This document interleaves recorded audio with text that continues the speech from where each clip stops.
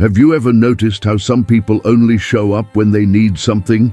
It's not that they're bad people, they just know you'll say yes. And maybe the problem was never them. Maybe the problem was always you. You cancel plans. You postpone rest. You swallow your exhaustion. You smile even when you don't want to. You say, "I'm fine," when inside, something is clearly out of place. You do this because you learned that pleasing others is safer than disappointing them, that being accepted is better than being honest. And little by little, without realizing it, you start living a life that wasn't chosen by you but shaped by other people's expectations. This is a story about that. A story about the quiet mistake of trying to please everyone, and about the moment you start to respect yourself. Imagine a simple, quiet town where mornings begin slowly and afternoons always seem the same. That's where you live. It's not extraordinary, but it's familiar. People know each other, greet one another, make small requests, almost innocent ones, and you're known for one thing: always being available. If someone needs help, you show up. If someone needs to talk, you listen. If someone needs a favor, you find a way. You've become reliable, helpful, a good person, and at first that feels like a virtue. People praise your dedication. They say you have a good heart, that it's rare to find someone like you these days. And every compliment works like a small reward, a sign that you're doing the right thing. But there's one detail no one sees.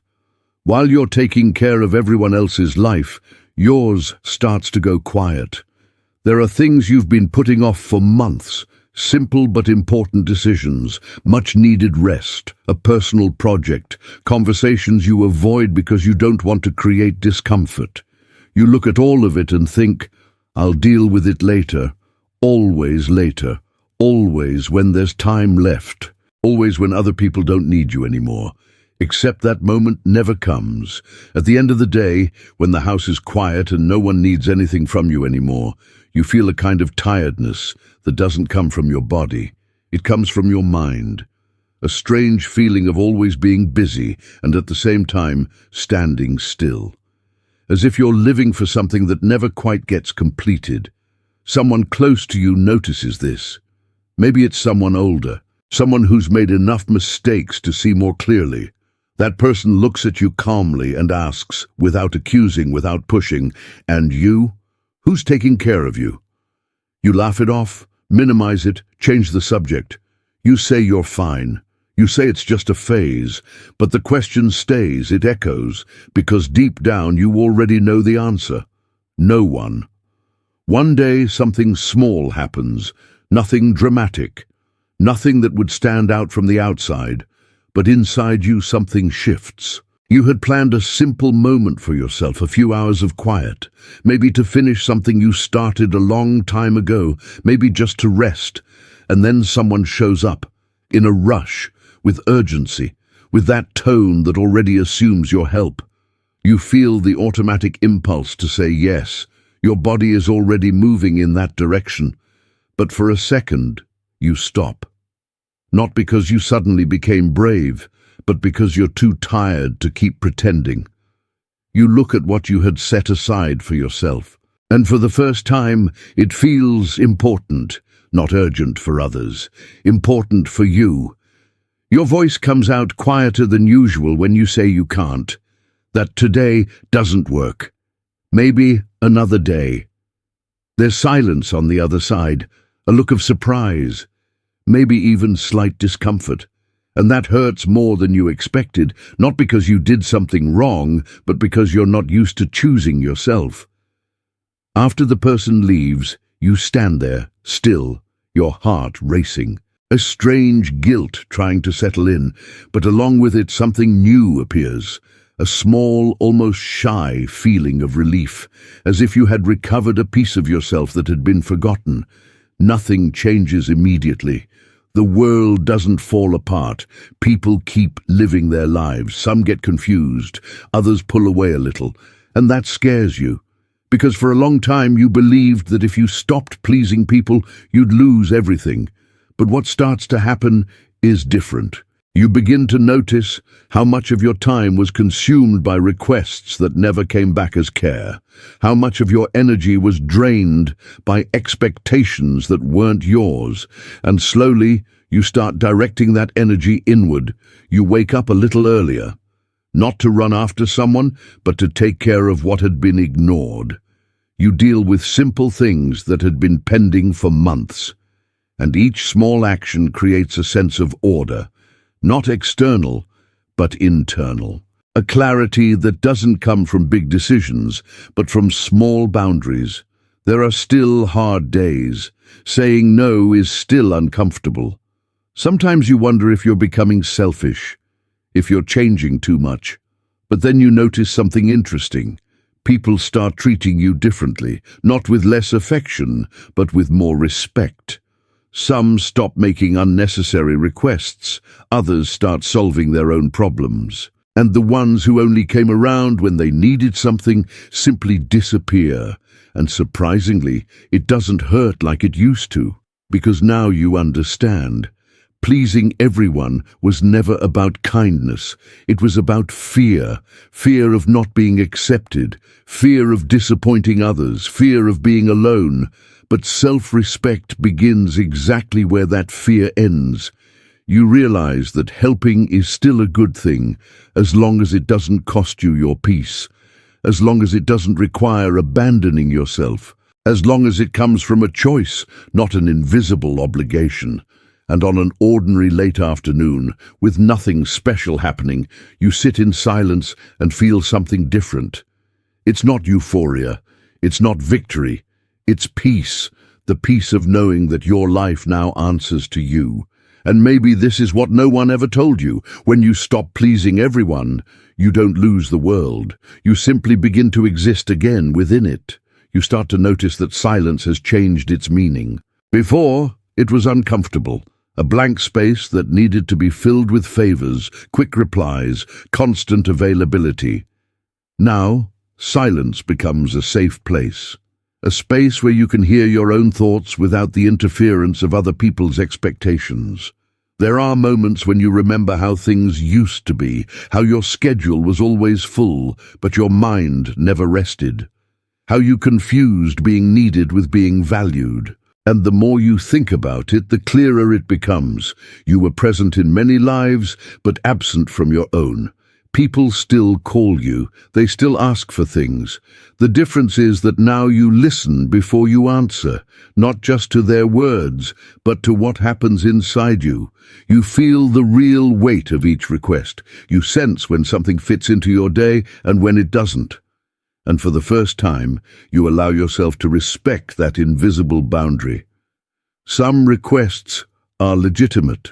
You help calmly, without resentment. Others aren't, and you say no without long explanations, without elaborate justifications, just with honesty, and that changes everything. At first there are sideways looks, small disappointments, awkward silences, but you learn something important. Other people's reactions don't define whether your choice was right. Often they only reveal how used they were to benefiting from it. Over time, you begin to notice something subtle. Your posture changes. Your voice becomes steadier, not from aggression, but from clarity. You no longer speak to convince. You speak to communicate. You don't rush to respond. You don't apologize for existing. And that creates an unexpected effect. People start listening more, respecting you more, not because you became distant, but because you stopped being predictable. You stopped being the one who always gives in, and you became someone who chooses. There's a specific day that makes this clear. An ordinary day. Nothing special about it. You receive a request that months ago you would have accepted without thinking. A request that demands time, energy, and a sacrifice you know all too well. You listen, you breathe, and you realize that if you say yes, something important in you will be postponed once again. You say no, this time without guilt, without over-explaining, without that tight feeling in your chest.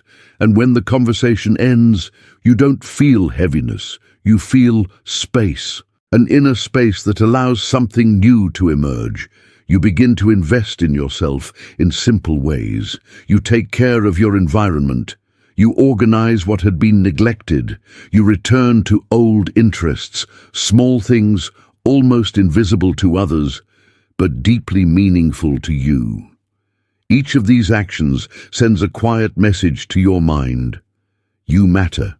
And the more you act this way, the more you understand that self-respect isn't born from motivational speeches. It's born from small, repeated, consistent decisions, from choosing yourself when no one is watching.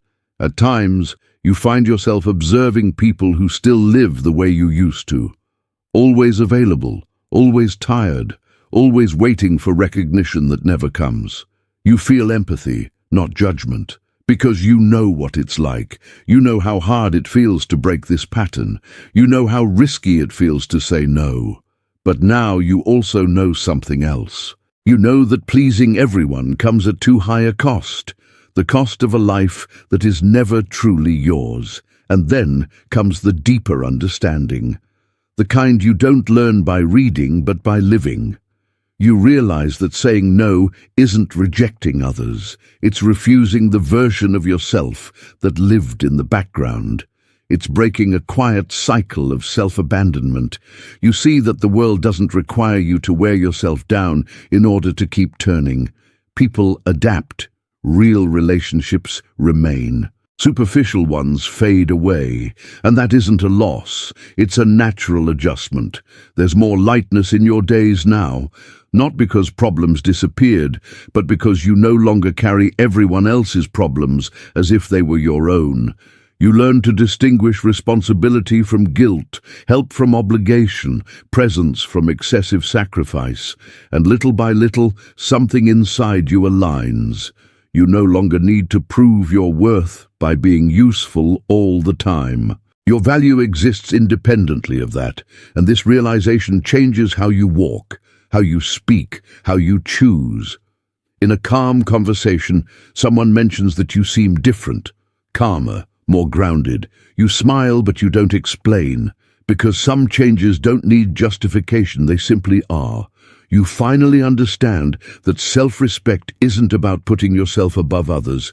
It's about stopping yourself from being below them. It's about occupying the space that was always yours, but that you gave up out of fear. And maybe that's the most freeing part of all. You discover that you don't need to be loved by everyone to live in peace. You just need to be honest with yourself. You just need to live in a way that makes sense when the day ends and everything goes quiet. Because in the end, pleasing everyone was never a sign of kindness. It was a quiet request for acceptance. And when you stop making that request, something changes. You don't become cold, you become whole. And it's at that point, without noise, without applause, that life begins to respond differently. Not with grand promises, but with coherence, with days that make sense, with choices that don't leave you empty. You learn that saying no is sometimes the kindest act you can offer, not to others, but to yourself. And when you respect yourself, the world slowly learns to do the same.